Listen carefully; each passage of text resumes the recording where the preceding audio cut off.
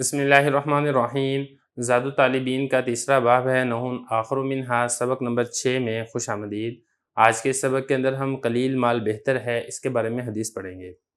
حدیث دیکھ لیں۔ قال رسول اللہ صلی اللہ علیہ وسلم ما قل وکفا خیر مما کثر والہا۔ ترجمہ دیکھ لیں۔ آپ صلی اللہ علیہ وسلم نے ارشاد فرمایا جو مال قلیل ہو اور کافی ہو وہ بہتر ہے اس مال سے جو کثیر ہو اور انسان کو غافل کر دے۔ حدیث مبارک پڑھ لی ہے، ترجمہ کر لیا ہے، اب چلتے ہیں لغوی صرفی تحقیق کی طرف۔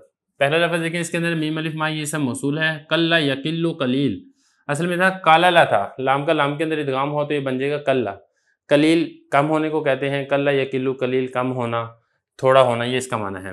اس کے بعد آگے دیکھیں، کفا، کفا یہ تھا تو اس کے بعد کالا والا کا نون لگ گیا تو یہ کفا ہو گیا۔ یہ بھی واحد مذکر کا فعل ماضی معلوم کا صیغہ ہے، کافی ہونا۔ اگلا لفظ دیکھیں خیرن، خیر اصل میں اخیرو تھا۔ اب اس کے لیے یہ ہوا کہ یہ جو یا کا فتح تھا یہ نقل کر کے ہم نے ماقبل کو دیا خا کو، اور یہ جو حمزہ تھا حمزہ حذف کر کے اس کے عوض میں جو را تھی را کے اوپر تنوین لے آئے تو یہ بن جائے گا خیرن۔ کثر یکثر، اس کا مطلب ہوتا ہے زیادہ ہونا، کثیر ہونا۔ الہا یلہی الہا، باب اس کا افعال آتا ہے، الہیہ تھا کالا والا قانون لگا تو پھر یہ الہا ہو گیا۔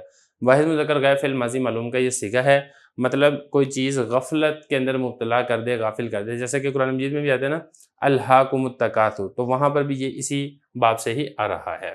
حدیث مبارک ہو گئی ہے، ترجمہ ہو گیا، لغوی صرفی تحقیق ہو چکی ہے۔ اب چلتے ہیں اس حدیث کی تشریح کی طرف۔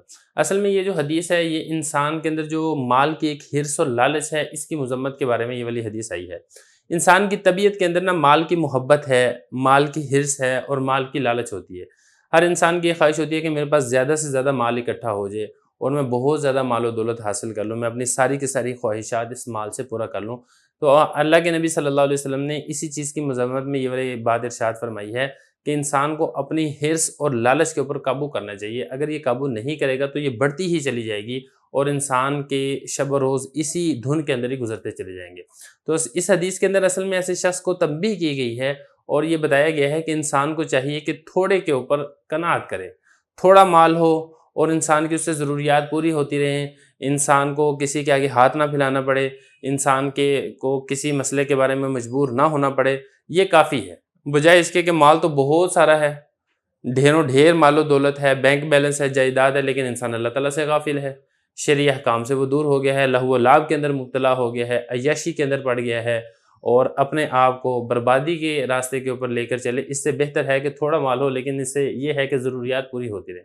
البتہ اگر مال اتنا کم ہے کہ ضروریات بھی اس سے پوری نہیں ہوتی ہیں تو انسان کو چاہیے کہ انسان کوشش کر کے حق حلال اور جو حلال مال ہے اس کو طلب کرے۔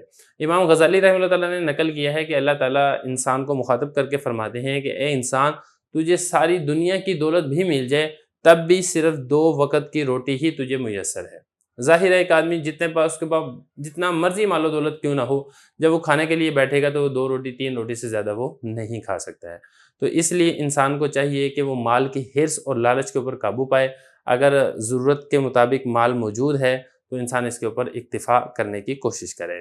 یہ ہو گیا۔ اب چلتے ہیں اس حدیث کی ترکیب کی طرف۔ ترکیب دیکھ لیں اس کی، میم الف ما یہ سب موصول ہے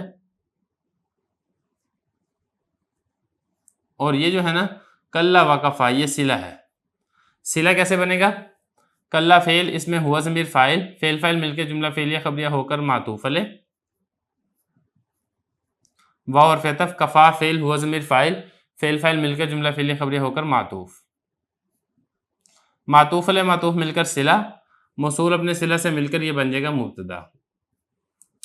آگے چلیں، خیر یہ اسم تفضیل ہے اور آپ کو معلوم ہے کہ شبہ فعل کی جو ایک اسم ہے وہ اسم تفضیل بھی ہوتی ہے، تو یہ شبہ فعل ہے، اس میں ہمیشہ ہوا ضمیر فاعل ہوتا ہے، جو اس کے بعد آگے کوئی بھی اسم ظاہر اسم تفضیل کا فاعل نہیں ہوتا ہے۔ مین حرف جر، میم الف ما اسم موصول،